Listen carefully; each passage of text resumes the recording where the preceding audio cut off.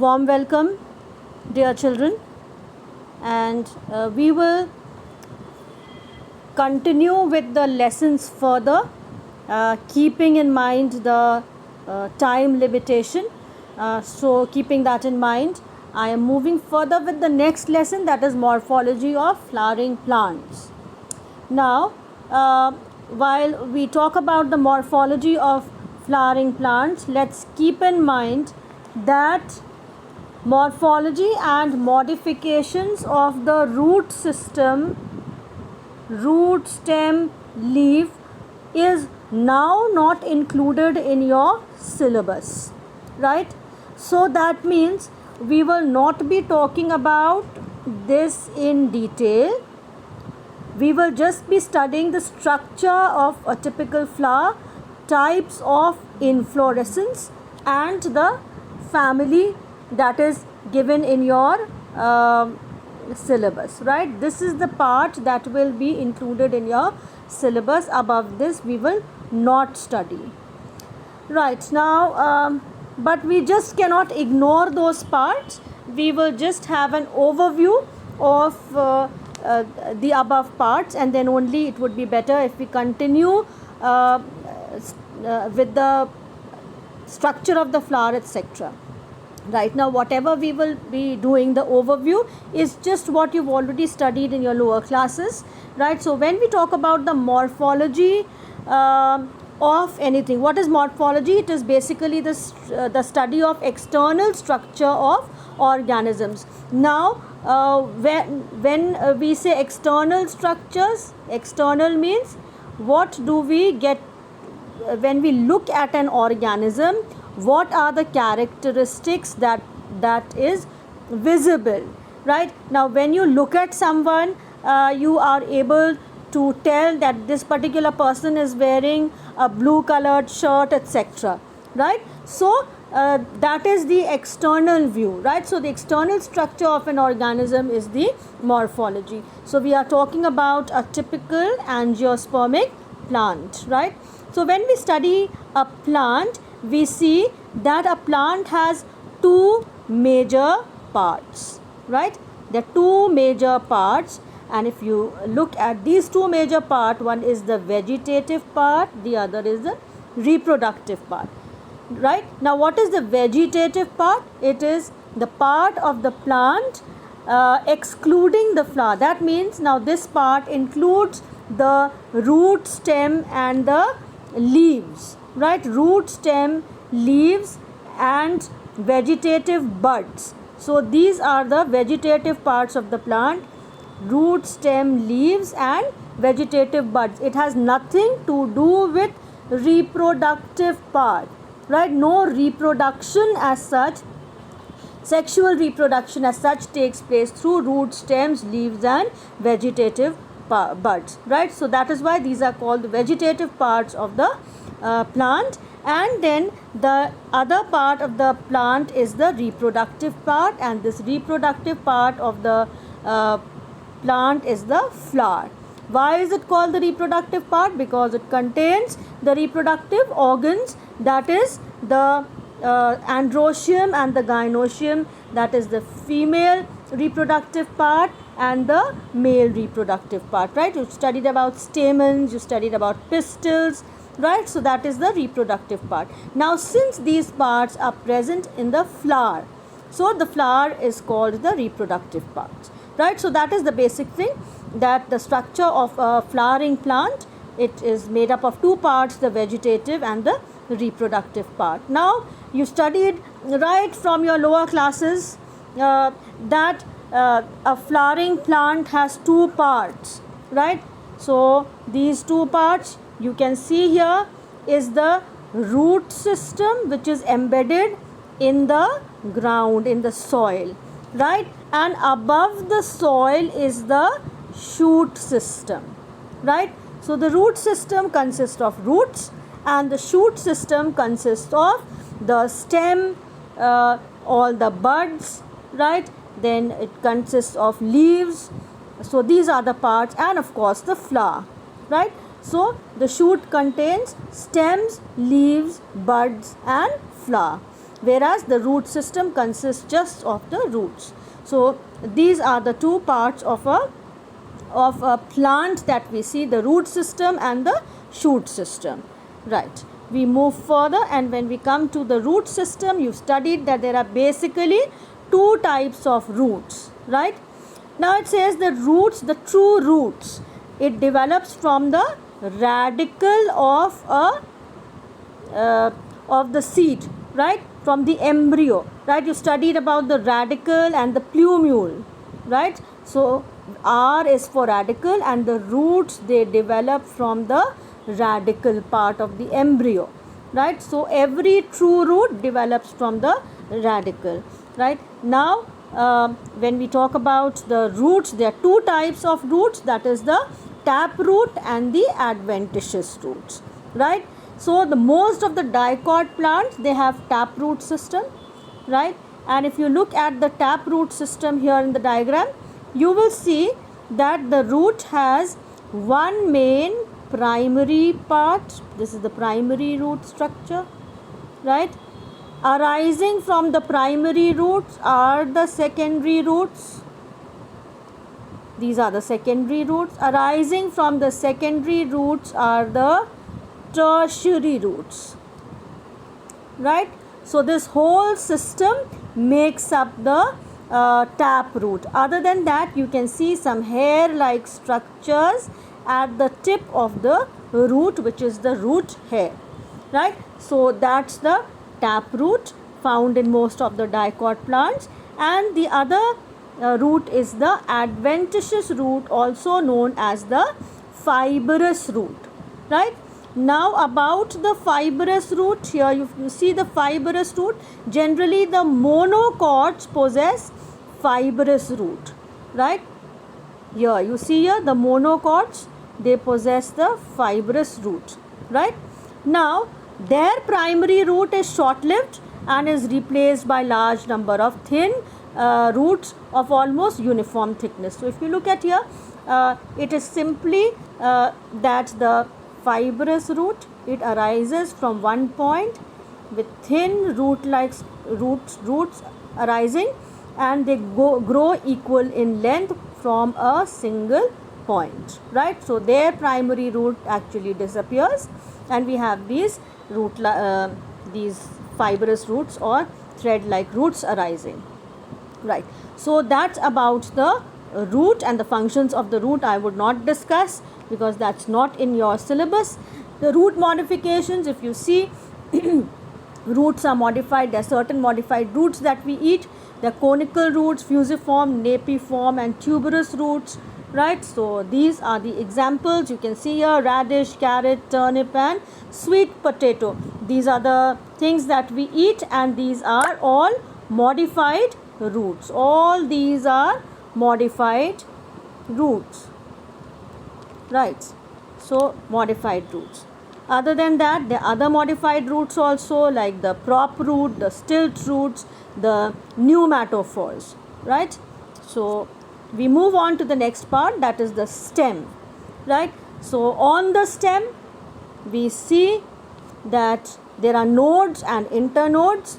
Right, what I observed in class 10 was that the students are still not clear about the nodes and the internodes. Right, now if we draw the structure of a stem, right, we see that on the stem there are parts from where the leaf arises. Right, so these areas or parts on the stem from where the leaf arises is known as the node of the stem. So this is node. Again here, this part is also the node part. Right, now the part in between the two nodes here, this region is known as the internode. Right, now this is not clear. This was not clear to many of the students. So this is one basic thing which everybody must know, that on the stem, which part on the stem is the nodal part and which one is the internode. Right, so there are again some modifications of the stem, rhizome and tuber, and all we eat. Ginger we use in food, and some people like ginger tea also, right? And then there are some McVitie's ginger biscuits also, right? So they are very tasty. Then there's turmeric, which is used in the food, and nowadays in this pandemic time, people are taking turmeric water, warm turmeric water, and you people also should take this regularly, or turmeric put in milk, right? So turmeric is in use with very good properties, right? Then is the tuber, potato. Everybody eats potato. Then comes the bulb, onion, you can see here. And then there are other modifications like the runner, the sucker, the stolen, the offset. Then there are some aerial modifications also, stem tendril, stem thorn, right? You can just see the pictures over here. These are the thorns on the stem. Those wire-like structures are the stem tendrils, right? So they wind around a particular support. Then comes the phylloclade, which is a stem modified into thick, fleshy leaf-like structure with nodes and internodes, right?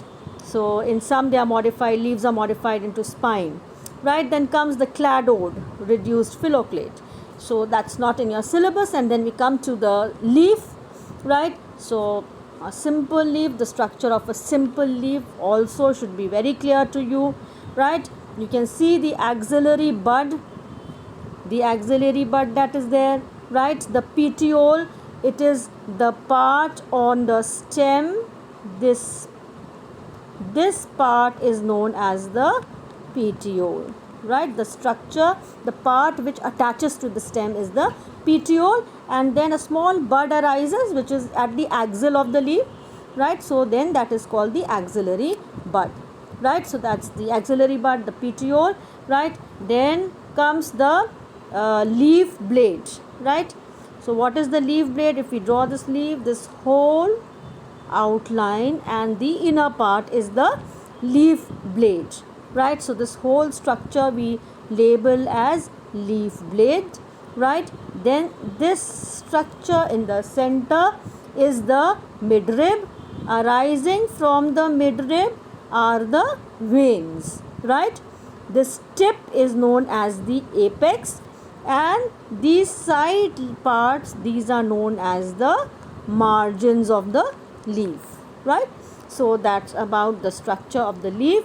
And then you know that these leaves are compound as well as simple leaves, right? So all the parts are explained. Then the arrangement of veins on the leaf makes it a reticulate venation, which is a net-like venation, right? This is the reticulate venation.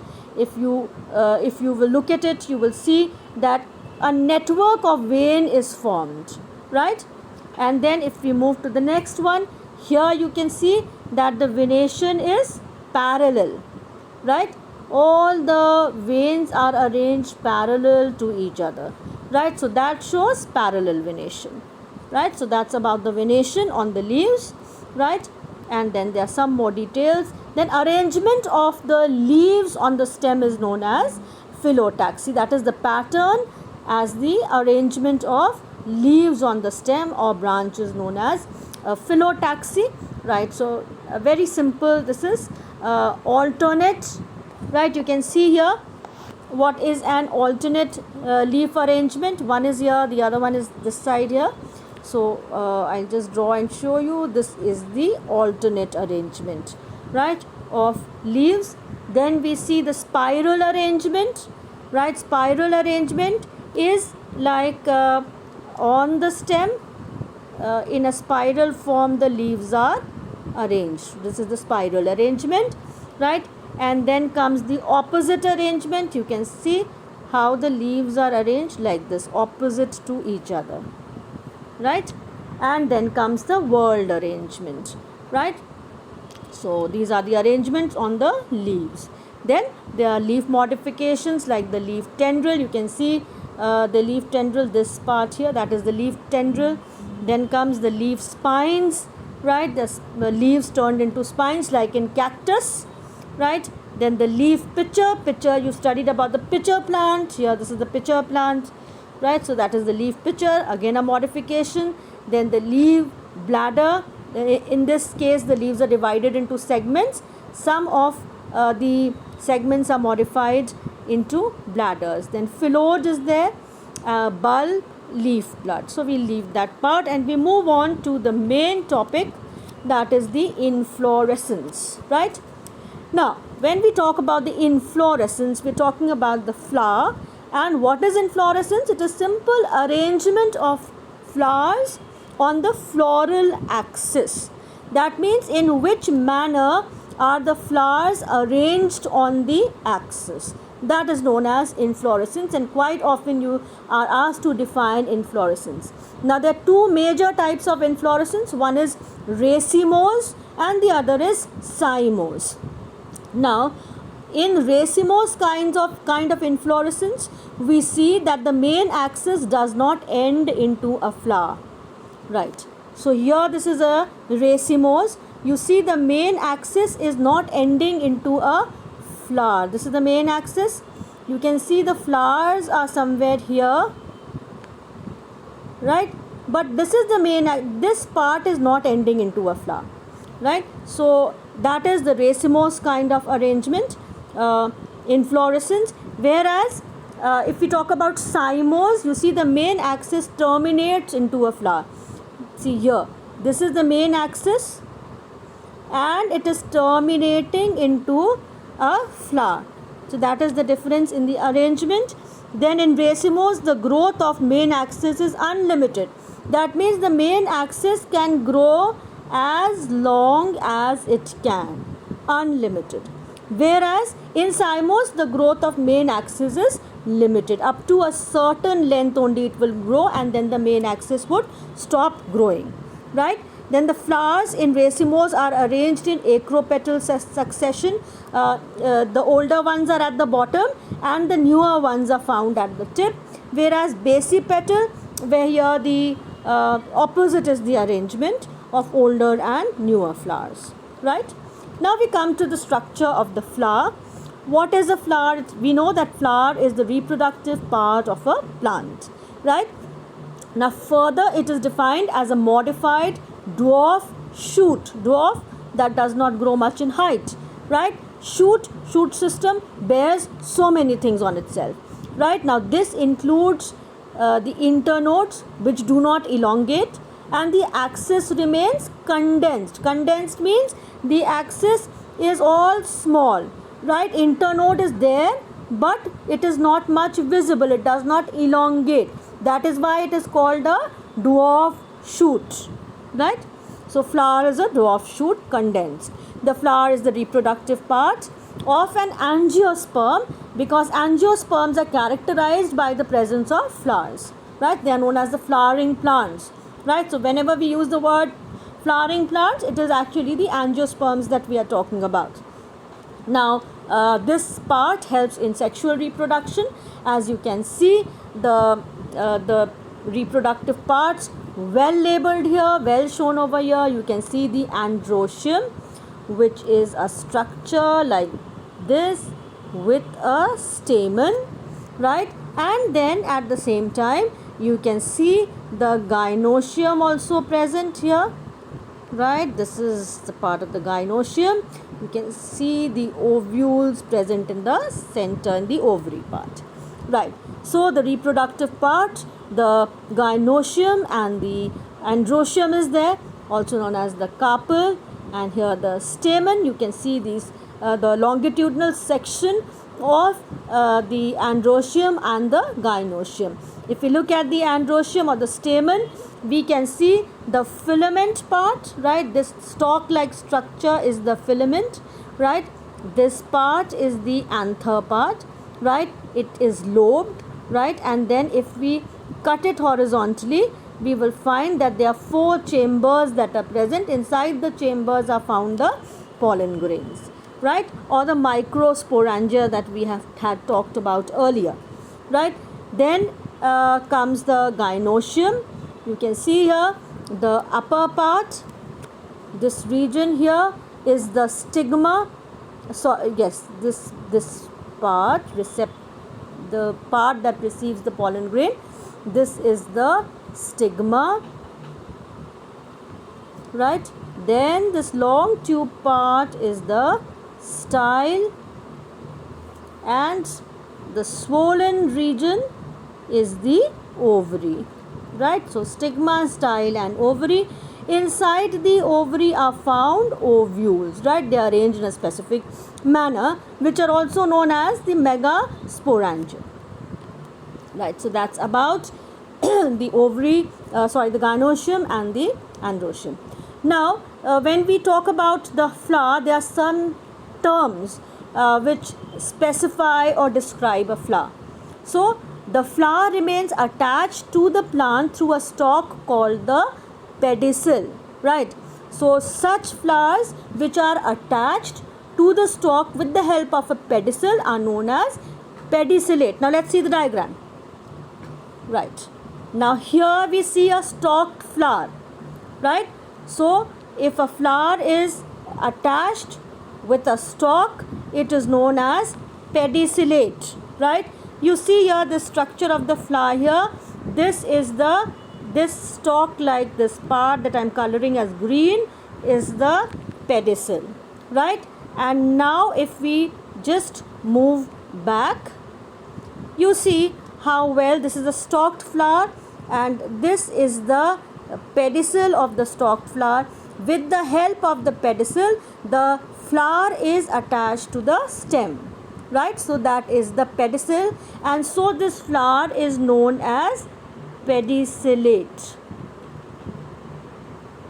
right? So that's pedicellate. Other than that, we come across another term. Some flowers are attached directly to the stem, right? That means they do not have a pedicel, right? So the ones which are directly attached to the stem are known as sessile, right? Now, what does a sessile flower look like? If you look at this flower, this is a sessile flower, and you see here the flower is directly attached to the stem, right? There is no stalk that is attaching the plant or the flower to the stem. So this is a sessile flower. Okay, we move back and let's read further. Then it says here, bract is a small leaf-like structure growing in the axil of the pedicel. Now this is the stem, this is the pedicel, right? This region here is the axil, and so a small leaf-like structure arising at the axil is known as bract, right? So that is the bract. Now, if a bract is present which protects the floral bud, so if that bract is present which is protecting the floral bud, the flower is said to be bracteate. It is described as bracteate. Bracteate means a bract is present. And if there is no bract present, then the flower is said to be ebracteate, right? Now let's see here the bract present. Now, if you look at this structure of the flower here, you will see that a bract is present. This is the pedicel. This brown part is the pedicel, which is labeled here, right? And just below that in the axil, because here the stem must be there, this region must be a stem, right? You can see a small green bract that is present, right? So that is the bract, and since the bract is present, the flower is said to be bracteate, right? So if the bracts are not present, then it would be ebracteate. So bracteoles are small scale-like structures present on the pedicel. Now, see the difference of the position of bract and bracteoles. See, the bract is present at the axil of the pedicel. That means if here this is the stem, this is the pedicel, here is the bract, right? So in this region, a leaf-like structure is known as bract, whereas if such scale-like structures are present on the pedicel, then they are known as bracteoles, right? So these are the bracteoles which you can see here in the diagram here. These are the bracteoles. I hope you have understood the difference between a bract and the bracteole. That is, the position tells the difference. We move on further. In a typical flower, the floral parts are arranged in 4 whorls. Now, what are these whorls? Whorl is a kind of a circular arrangement, right? 4 whorls, right? So, present on a swollen end of the pedicel, and this swollen end is known as the thalamus or the receptacle, and the 4 whorls are calyx, corolla, androecium, gynoecium, right? And we start always with the outermost whorl, right? So calyx is the 4th whorl, we can say, outermost. Corolla is the second last. Then comes the androecium, and right in the center is the gynoecium, right? So whenever we talk about the whorls, we start from the outermost. So there are 4 whorls, and then these whorls are arranged on a swollen base, which is known as the thalamus. Now if you look at the structure here, you will find this swollen base here.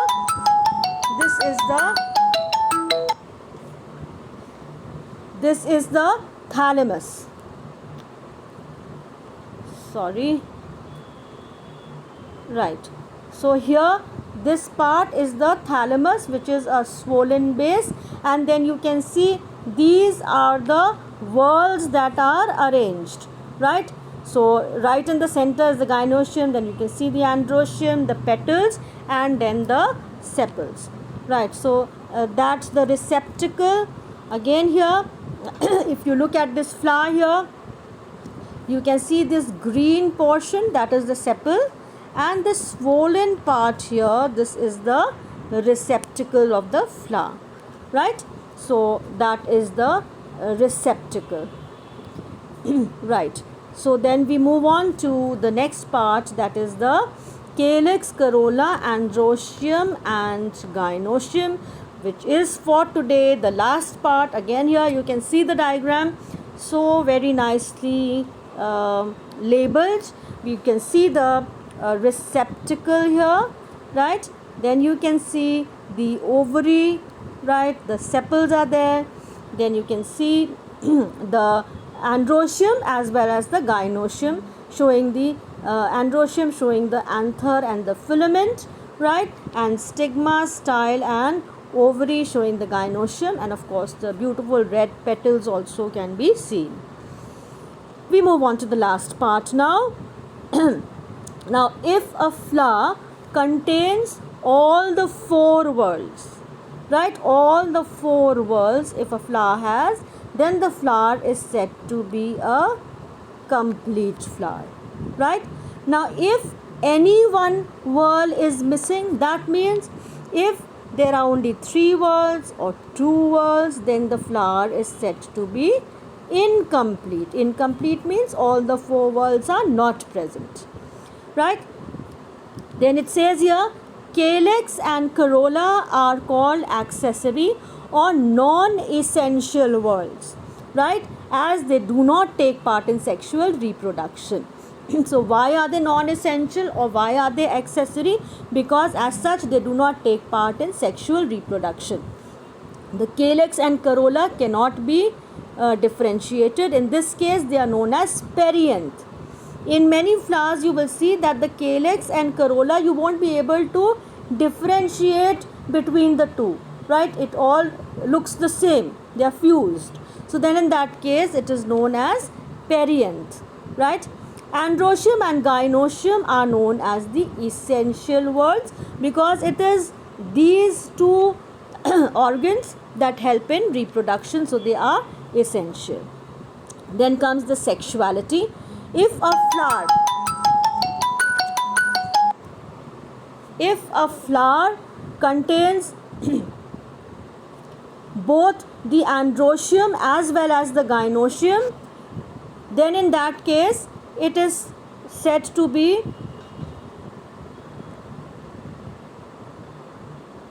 okay. So if a flower contains the androecium as well as the gynoecium, that means both the reproductive parts are present, both the sexes are present, it is known as bisexual. Bi means two, right? So presence of both the sexual parts, so it is bisexual. A flower having either only the stamens or only the carpel, any one sexual organ, it is unisexual. Now in unisexual, if only the stamens are present, then they are known as staminate. If only the pistil is present, then they are known as pistillate, right? Now when stamen and pistil both are absent, then the flower is said to be neuter, right? Neuter means neuter gender, right? Neuter means having none. So that is neuter, right? Then comes the symmetry. So there are three types: actinomorphic, zygomorphic and asymmetrical. So actinomorphic is one when a flower can be divided into two equal halves through any vertical plane passing through the center. Now if you look at this flower, you can see here the line passes through the center. Whichever center the line passes through, passing through the center, we will see that the flower can be divided into two equal halves. So then in that case, it is actinomorphic. Some examples are mustard, datura, chili, brinjal, etc. Then comes zygomorphic. So zygomorphic is when a flower can be divided into two equal halves